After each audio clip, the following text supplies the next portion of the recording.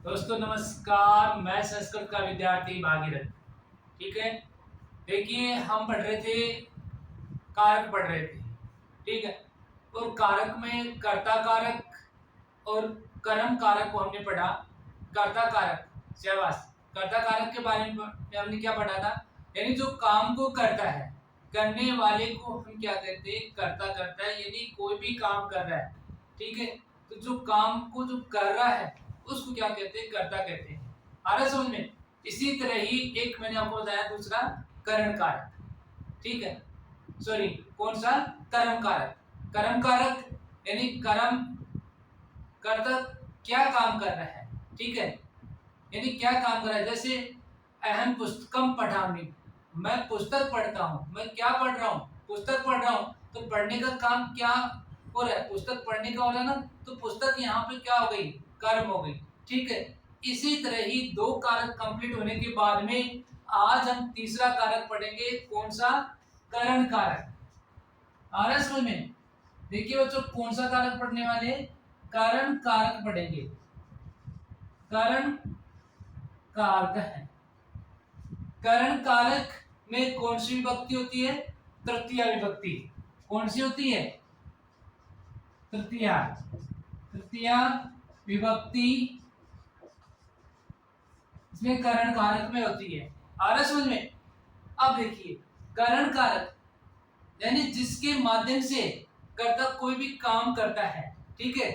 जिसके माध्यम से या जिसके द्वारा कर्ता का काम क्या होता है? कंप्लीट होता है। यानी जिसके द्वारा कर्ता कोई भी काम कर रहा है। जैसे मैं इस कलम से लिख रहा हूं। ठीक है। मैं इसे क्या कर रहा हूं? इस कलम से लिख रहा हूं। तो मेरा जो काम हो रहा है वो किसकी सहायता से हो रहा है? इस कलम की सहायता से हो रहा है। आ रहा समझ में? किसकी सहायता से? शाबाश, इस कलम की सहायता से ये काम हो रहा है। तो इसी तरह ही देखिए, करण कारक का जो चिन्ह होता है वो देखिए। सबसे पहले चिन्ह क्या होता है? करण। करण का चिन्ह क्या होता है? क्या होता है? क्या होता है? शाबाश। देखिए, सबसे पहले आपको मैंने जो पीछे वालों का जो मैंने चिन्ह बताया सबको याद है? कर्ता का क्या होता है? कर्ता ने, कर्म को, और करण से। ठीक है। से यानी द्वारा, ये इसका चिन्ह होता है। यानी कर्ता जिसके द्वारा कोई भी काम को कंप्लीट करता है, जिसके द्वारा कोई काम करता है। ठीक है। जैसे मैं, या बालक, बालक है कलमेन लिखती। ठीक है। बालक कलमेन लिखती। अब देखिए, बालक यहाँ पे क्या है बच्चों? करता है। आ रहा समझ में? और कलम क्या है? कारण है। और लिखती क्या हो गया? क्रिया हो गया। अब देखो समझ में आ जाएगा। मैंने आपको क्या बताया? भाई अपन किसके बारे में पढ़ रहे हैं? कारण कारक के बारे में। कारण यानी कर्ता किसके द्वारा कोई भी काम किया जा रहा है, यानी जिसके द्वारा कर्ता की सहायता मिल रही है। जैसे कर्ता कलम से लिख रहा है। ठीक है। तो कलम क्या हुआ? करण कारक हुआ। ठीक है। तो बालक कलमेन लिखती। बालक किसके द्वारा लिख रहा है? कलम के द्वारा लिख रहा है। तो यहाँ पे कलम में तृतीया विभक्ति हो गई। आया समझ में? इसी तरह ही एक उदाहरण और देख लीजिए। जैसे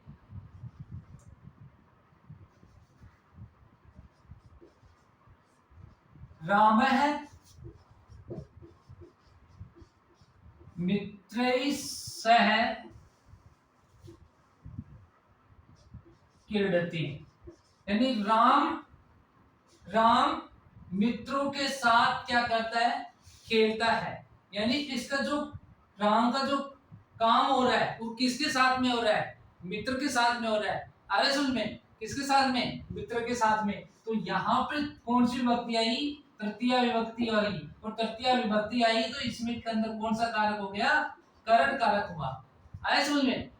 तो इसी तरह कि आपको ये करण कारक आपको आना चाहिए। ये एक बेसिक नॉलेज बता रहा बच्चा बच्चों।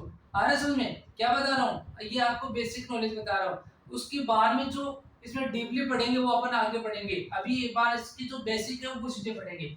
उसके बाद में देखिए, ये 3 नंबर और चौथा जो कारक है, चौथा कारक वो क्या है? संप्रदान। संप्रदान कारक। शाबाश। कौन सा कारक है? संप्रदान कारक। तो संप्रदान कारक में कौन सी विभक्ति होती है? चतुर्थी विभक्ति। ठीक है, कौन सी विभक्ति होती है? चतुर्थी विभक्ति होती है। आ रहा समझ में? तो चतुर्थी विभक्ति। अब यहाँ पे देखिए, संप्रदान कारक का जो चिन्ह होता है वो क्या होता है? संप्रदान के लिए। ठीक है, इसका चिन्ह क्या होता है? के लिए होता है। अब इसका जो आप उदाहरण देखोगे, उदाहरण से आपको समझ में आ जाएगा। ठीक है, यहां इसका उदाहरण देखना। जैसे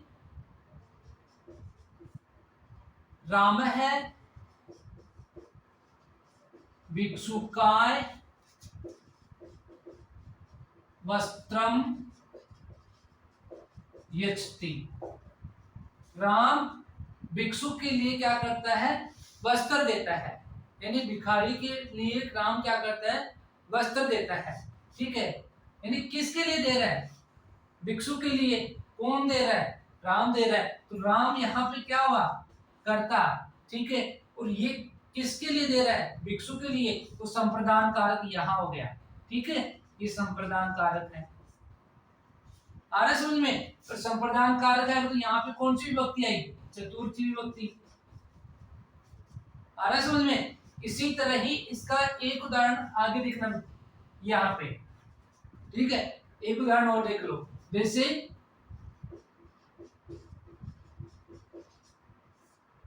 गणेशाय नमः, यानी गणेश को नमस्कार या गणेश के लिए नमस्कार। ठीक है, आ रहा समझ में? तो यहाँ पे जो गणेश सो शब्द लिखा हुआ है, इसके अंदर कौन सी विभक्ति आई? कौन सी विभक्ति हुआ? शाबाश, चतुर्थी विभक्ति। और चतुर्थी विभक्ति में कौन सी कारक होता है? संप्रदान कारक होता है।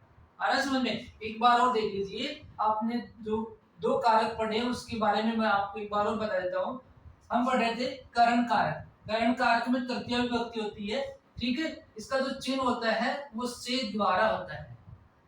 जैसे एक उदाहरण है, बालक है कलमे लिखती, यानी बालक कलम से लिखता है।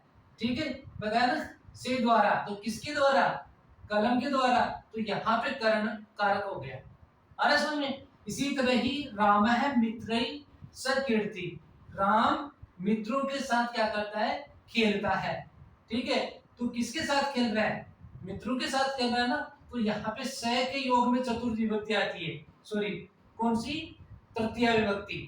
ठीक है, और मित्रई में तृतीय विभक्ति आई। तो यहाँ पे जो करण कारक हो गया।